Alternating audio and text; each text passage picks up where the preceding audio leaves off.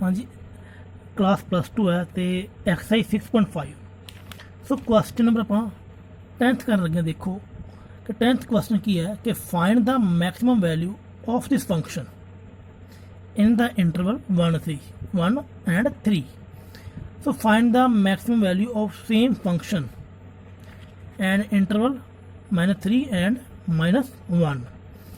कि मीनस इस क्वेश्चन के अपन दो पार्ट गिवन है। तो देखो इसमें किमें सॉल्व करेंगे आप कि अपन फंक्शन गिवन है एंड फंक्शन के इंटरवल गिवन है। सो आप स्टार्टिंग में गल की सी कि जो अपन फंक्शन के इंटरवल गिवन हो सो उदों आप absolute maximum and minimum the concept की है यूज करा। ओके सो इस सम के दो पार्ट है। सो फस्ट पार्ट का इंटरवल की है 1 and 3।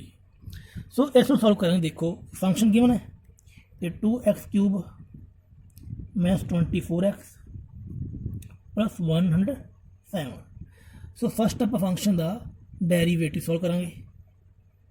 Derivative of this function 6x² -24।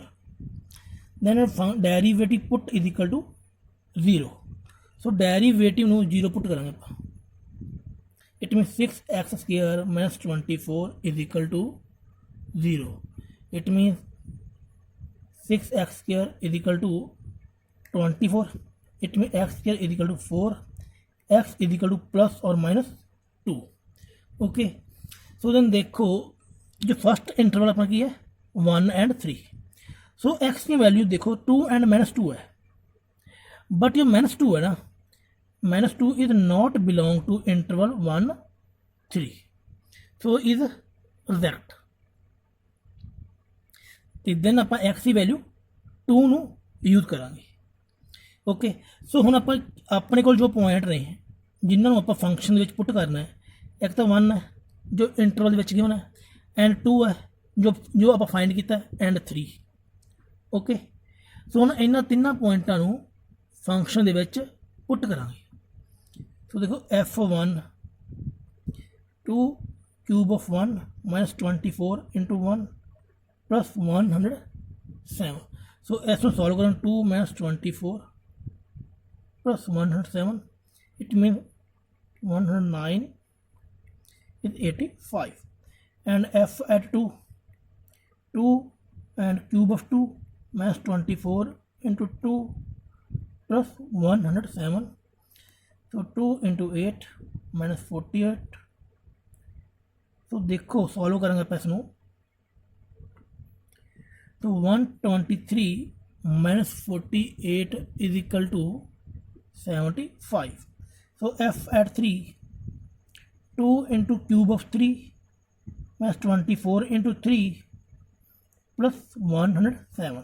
it means 2 × 27 -72 107। so 54 -72।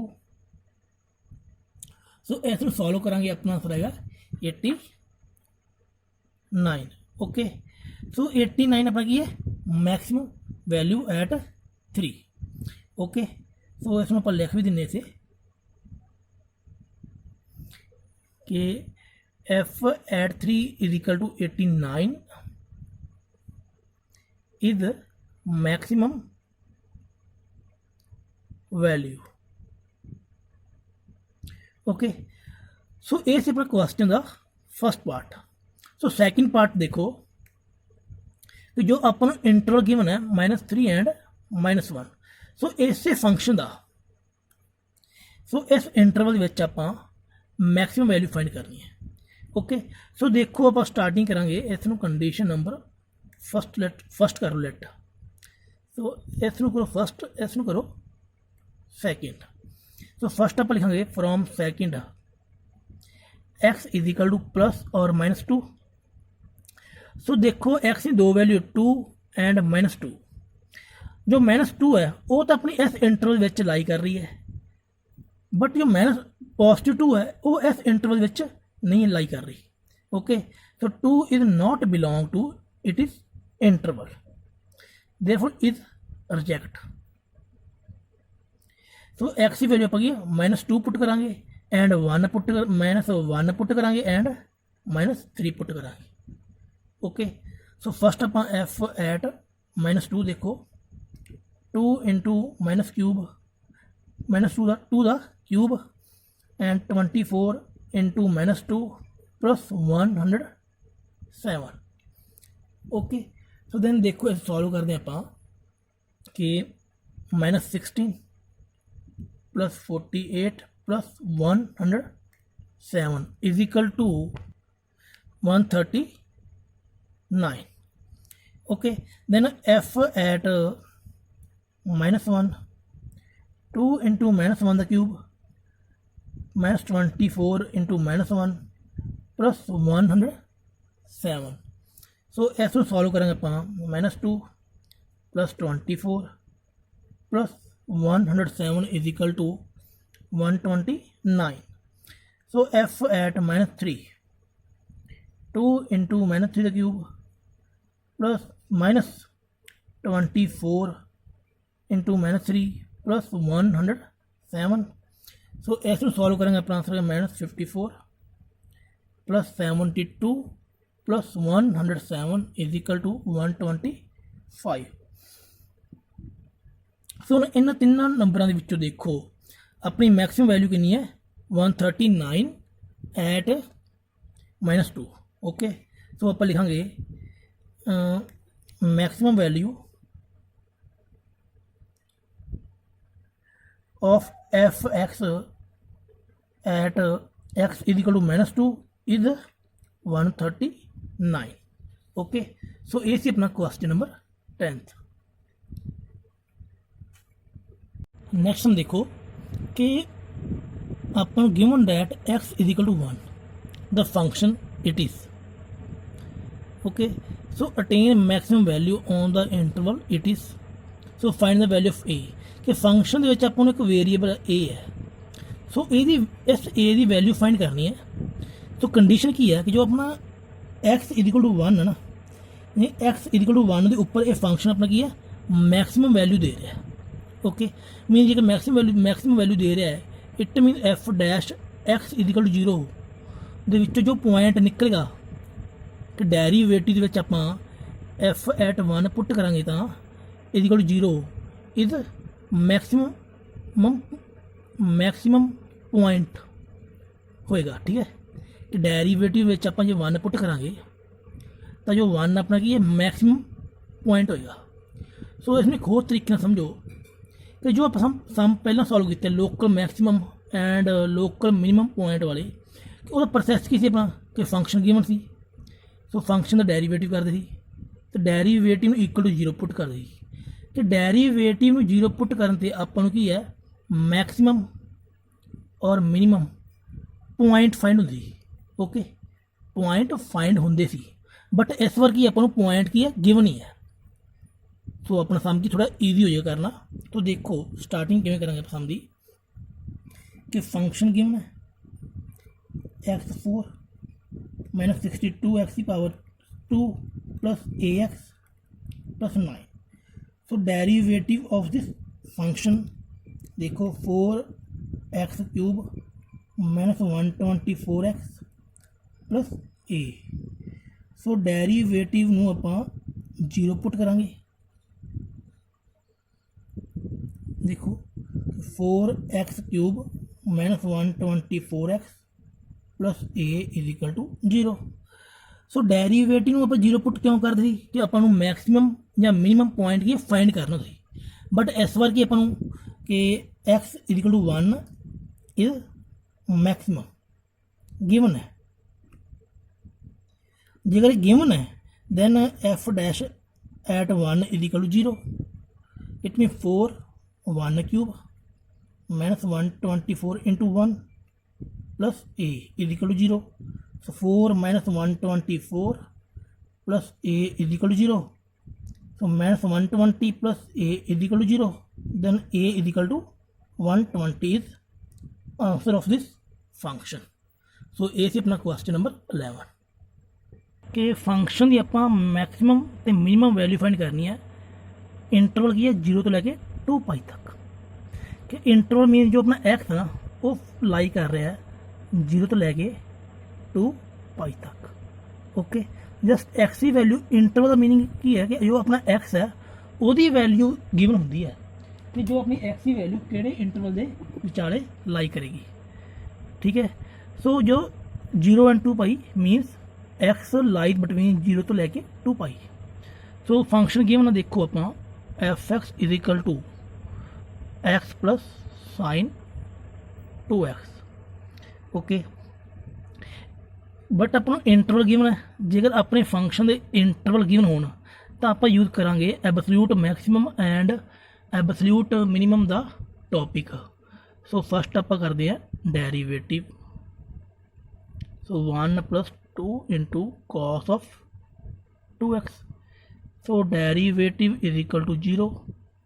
It means कि 1 + 2 cos 2x is equal to 0, then cos 2x is equal to -1/2। So 1/2 ਨੂੰ ਆਪਾਂ cos ਦੇ ਵਿੱਚ ਕਨਵਰਟ ਕਰਾਂਗੇ, means cos 2x is equal to -cos π/3।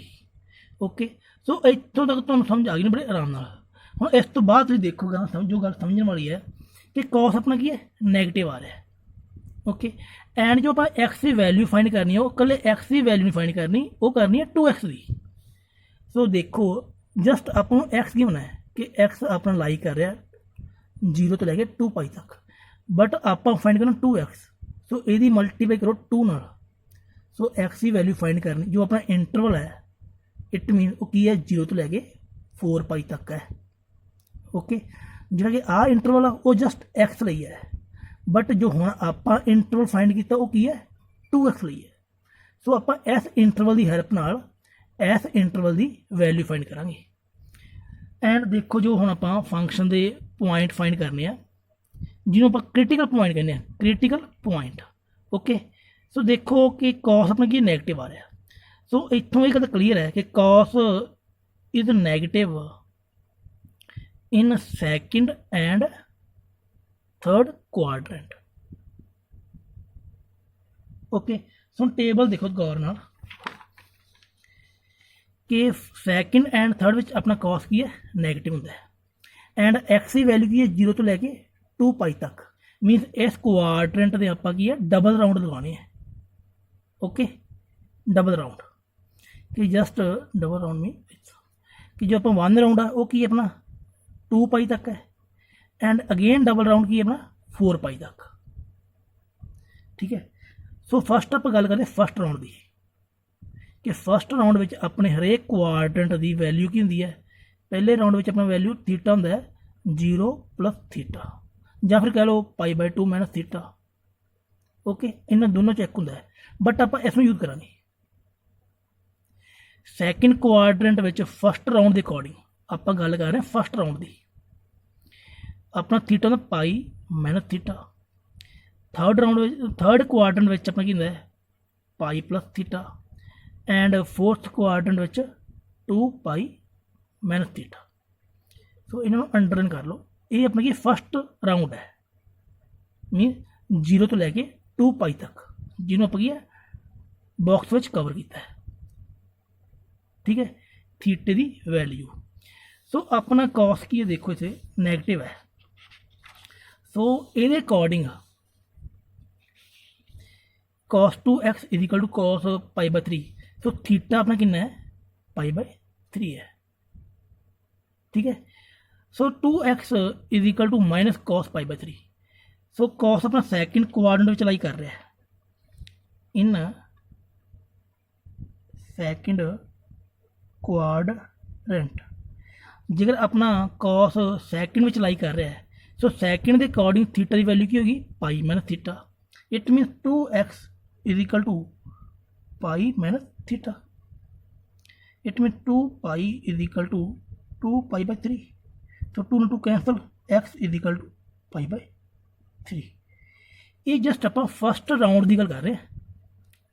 ठीक है, and third round sorry third quadrant में देखो इन थर्ड क्वाड्रेंट। सो 2x अपना होएगा π + theta. It mean 2x is equal to 4 pi by 3, it mean x is equal to 2 pi by 3। ठीक है, जो just जो आप वैल्यू फाइंड की है वो 0 तो लैके 2 पाई तक के इंटरवल के विचकार फाइंड की है, बट जो अपना इंटरवल वो की है 4 पाई तक है। सो देखो गल नूं ध्यान नाल समझो कि जो अपना ये वाला पाई है ना, कि जो देखो फस्ट क्वाड्रेंट में 0 प्लस थीटा, सैकेंड में पाई माइनस थीटा, थर्ड में की अपना पाई प्लस थीटा, फोर्थ में की अपना 2 पाई माइनस थीटा। जो ये पाई है ये वाला एंड 2 पाई, ये सिर्फ अपने की क्वाड्रेंट नूं मैंशन कर रहा है, क्वाड्रेंट। ओके ठीक है, कि मीनस कि फस्ट क्वाड्रेंट में अपना की है 0 डिग्री, सैकेंड में की है पाई, थर्ड में की है पाई plus theta, pi minus theta, sorry theta. ठीक है, 2 पाई अपना की है 2 पाई माइनस थीटा की अपना फोर्थ क्वाड्रेंट। ओके, हुण देखो जे एक गल तुम ध्यान समझो, जो अपनी बाउंड्री है circumference of the circle just 2 पाई है ना, 1 कंप्लीट रिवैल्यूएशन अपना की है 2 पाई। हुण तुम देखो सैकेंड रिवैल्यूएशन करोगे तैयार कि सर्कल का कि सैकेंड राउंड लगाओगे, जो सर्कल का सैकेंड राउंड लगाओगे तो हरेक क्वाड्रेंट विच 2 पाई की अपना प्लस हो जाएगा। देखो इन second revaluation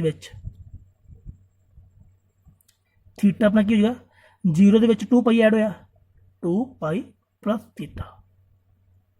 okay, second quadrant में देखो थीटा की वैल्यू चेंज हो जाएगी, ये 2 पाई प्लस कर दो तो हो जाएगा 3 pi minus theta second revaluation. ठीक है, सैकेंड रिवैल्यूएशन तुम स्टार ना मैंशन कर लो।